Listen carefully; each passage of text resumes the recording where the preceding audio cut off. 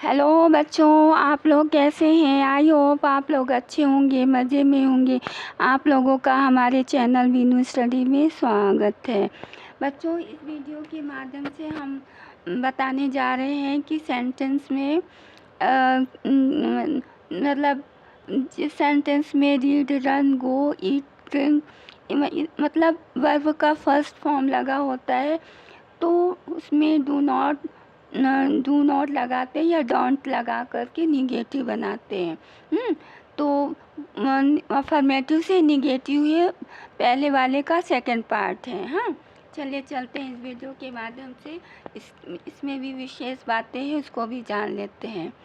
जब सेंटेंस में, वाक्य में बच्चों केवल रीड, रन, गो, ईट, ड्रिंक इत्यादि मतलब वर्ब का फर्स्ट फॉर्म जिसमें ना तो ईडी जुड़ा हो ना एस या एस लगा हो, ओनली मतलब वर्ब ही रहे। फर्स्ट फॉर्म का मतलब होता है वर्ब में कुछ भी नहीं जुड़ा होना चाहिए।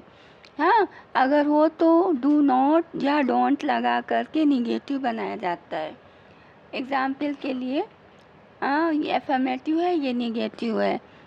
पहला है आई गो, इसमें ना तो ईडी लगा है ना एस लगा है, कुछ नहीं लगा है, सिंपल सा गो है। तो इसका negative I do not go होगा। वी है, इसके साथ रीड लगा है, हमेशा आई है तो गो लगेगा। सिंपल एफर्मेटिव सेंटेंस में ऐसे ही होता है बच्चों।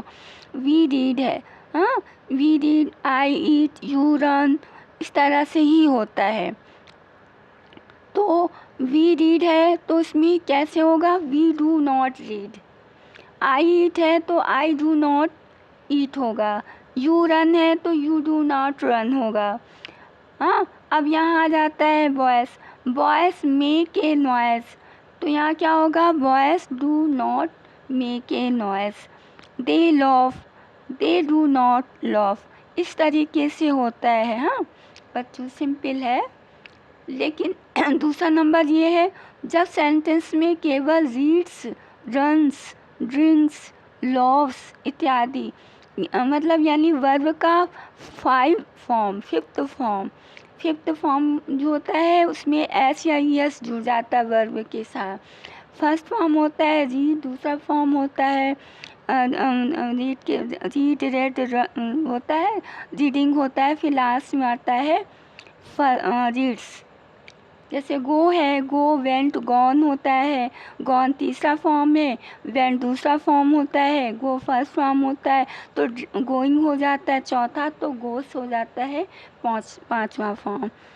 तो इसी तरह से है, जब वर्ब का पांचवा फॉर्म आता है जिसमें वर्ब में एस या यस जुड़ जाता है बच्चों, तो डज नॉट या डजंट लगाकर निगेटिव बनाया जाता है।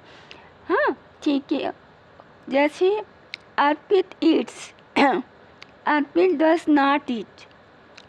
हर्ष reads a book, Harsh does not read a book.